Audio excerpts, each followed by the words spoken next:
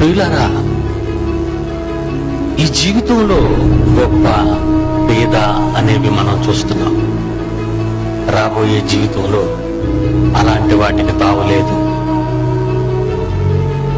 ఆ జీవితం కావాలి అని నువ్వు ఆశపడుతున్నావా ఈ రాత్రి? అలాంటి జీవితంలోనికి వెళ్ళాలి అని నువ్వు కోరుకుంటున్నావా ఈ రాత్రి?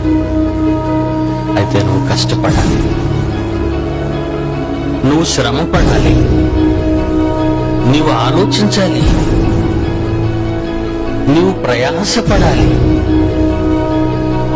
లేకపోతే గమ్యాన్ని చేరుకోలేవు. నన్ను రక్షించటానికి లోకానికి వచ్చిన యేసు స్వామి భూమి మీద అనేక కష్టాలు అనుభవించిన తరువాత తన ప్రాణాన్ని శిలువ మీద పణంగా పెట్టి ఆయన తండ్రిని ఏం అడుగుతున్నాడో ఈ రాత్రి మీరు చూడండి మీ కళ్ళతో.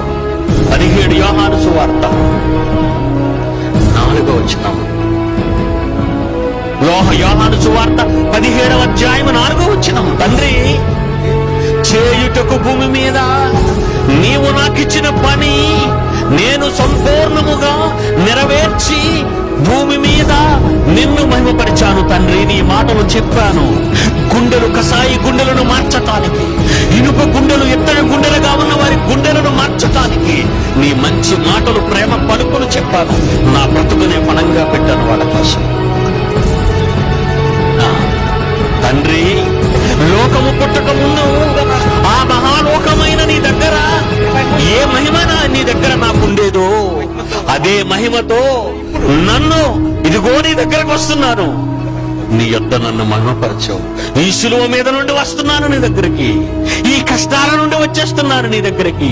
ఈ కొరడా దెబ్బల నుండి వచ్చేస్తున్నాను నీ దగ్గరికి. ఈ అవమానము నుండి వచ్చేస్తున్నాను నీ దగ్గరికి. ఈ పిడిగుద్దుల నుండి, ఈ శిలువ మేకుల నుండి నీ దగ్గరకు వస్తున్నాను నేను.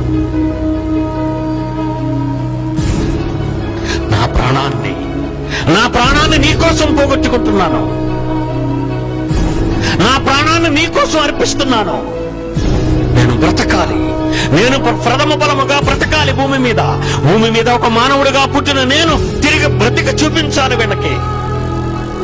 మృత్యుంజయుడే లేచిన యేసును మీరు ఎరుగుదురు. పరలోకమునకు వెళ్ళిన యేసును మీరు ఎరుగుదురు. ఆయన మాటలను ఈ రోజు రాత్రి మీరు వింటున్నారు. ఆయన ఏమంటున్నాడు భూమి మీద ఉన్నప్పుడు? తండ్రి, చేయుటకు నీవు నాకిచ్చిన పని భూమి మీద పూర్తిగా చేసేసావు. నువ్వు చేస్తున్నావు బిడ్డ, కుమారుడా, నువ్వు చేస్తున్నావా నీ తండ్రి పని? ఎప్పుడు నీ భార్య గురించేనా? ఎప్పుడు నీ భర్త గురించేనా? ఎప్పుడు నీ ఇంటి గురించేనా? ఎప్పుడు నీ పిల్లల గురించేనా? ఎప్పుడు నీ పొలము గురించేనా? నీ తండ్రి గురించి నువ్వు ఆలోచించవా? నీ తండ్రి కొరకు నీ ప్రాణాన్ని అర్పణ చేయలేవా? నీ త్యాగాన్ని ఇవ్వలేవా? నీ కష్టాన్ని ఇవ్వలేవా? ఎవడైతే తన ప్రాణాన్ని నా కోసము, సువార్త కోసము ఇస్తాడో, పోగొట్టుకుంటాడో, తిరిగి దాన్ని సజీవంగా దక్కించుకుంటాడు అన్నాడు.